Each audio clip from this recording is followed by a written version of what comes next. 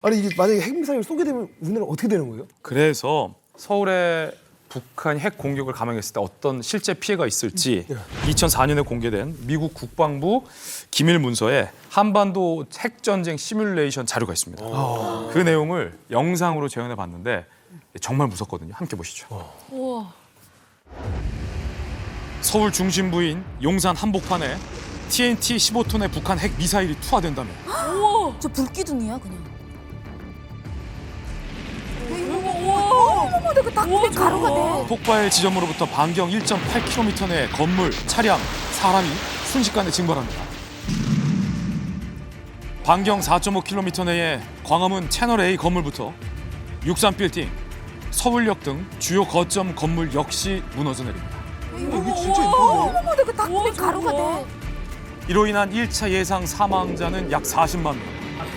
한 번에 한 방으로?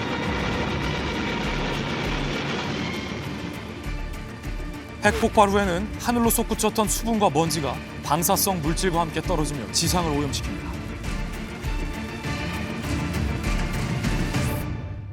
(1차) 핵폭발에 이어 2차 방사능 피해까지 총 125만여 명의 사망자가 발생. 우와. 만일 살아남았다 해도 평생을 방사능 후유증 속에서 고통스럽게 살아가야 할 국민들.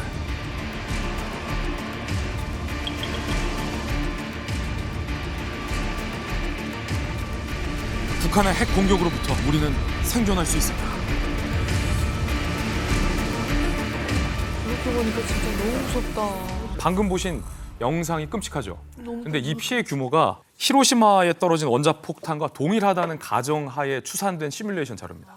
그런데 여기서 짚고 넘어갈 건 히로시마 원자폭탄의 위력이 15킬로톤이거든요. 그런데 북한이 6차 핵실험을 통해서 과시한 핵폭발 위력은 50킬로톤입니다. 만약에 북한이 50킬로톤의 핵을 투하한다면 지금 영상으로 보신 것보다 훨씬 더 큰 피해가 발생한다고 보시면 되죠. 그러니까 우리 북조선을 더 이상 무시하지 말라 이 말입니다. 예. 아니 우리 남조선 장군 한번 대답을 해보시라. 만약에 이 핵 미사일이 우리 남조선을 향해서 발사가 된다. 그러면 뭐 어떻게 뭐 막을 방법이 있겠습니까? 어? 이거 우리도 그 다 방법이 있는 거지. 이거 우리도 그 다 방법이 있는 거지. 아 정말요? 정말요? 당황해들이 깜짝 놀랐어. 북한이 이제 핵 미사일을 이렇게 발사를 하면은 우리가 이제 총 3단계로 이렇게 대응책을 갖고 있는데 첫 번째 단계는 이제 킬체인이라 그래서 북한이 핵 미사일을 발사할 징후가 보인다, 명확하다. 이렇게 하면은 우리가 이제 소위 선제 타격이라는 걸 해서 사전에 제거해 버리는 거죠. 되게 중요한 문제. 예. 2단계는 이제 한국형 미사일 방어 체계인데 우리가 선제 타격을 했는데도 불구하고 북한이 미사일을 쏘아 올렸다. 그러면 그 미사일이 우리 땅에 떨어지기 전에 공중에서 요격을 해야 된다는 것이죠. 이게 이제 두 번째 단계고 세 번째 단계는 그런 과정에 우리가 분명히 피해를 입을 테니까 입은 만큼 우리도 대량으로 응징 보복을 하겠다는 거죠. 응징 보복을 하는데 주로 제일 먼저 응징의 대상이 되는 것이 김정은과 그를 따르는 군 수뇌부, 정권 수뇌부. 이 사람들이 현재 있는 곳, 또 여기 떨어뜨리면 어디 갈 만한 곳 다 지금 파악을 해갖고 있기 때문에 거기에다가 이제 대량으로 공격을 해서 우리가 일명 이제 참수 작전이라 그러는 그 작전을 시행하게 되는 거예요. 듣다 보니까 든든하네요. 마음이 편해지네.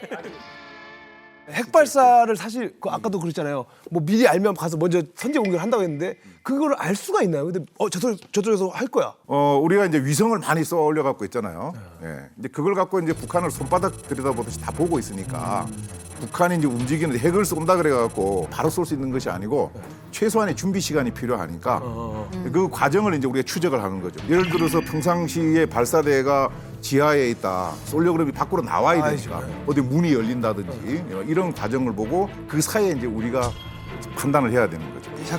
잠깐만요.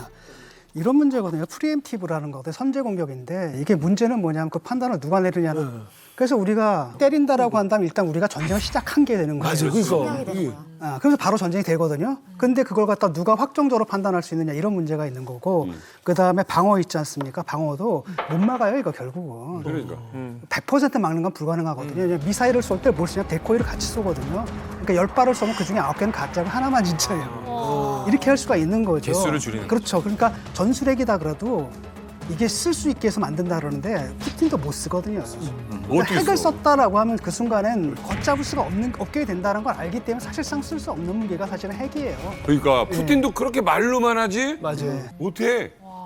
근데 저는 궁금한 게 만일 핵이 터진다면 저희 같은 일반 시민들은 어떻게 해야 되는 건가요?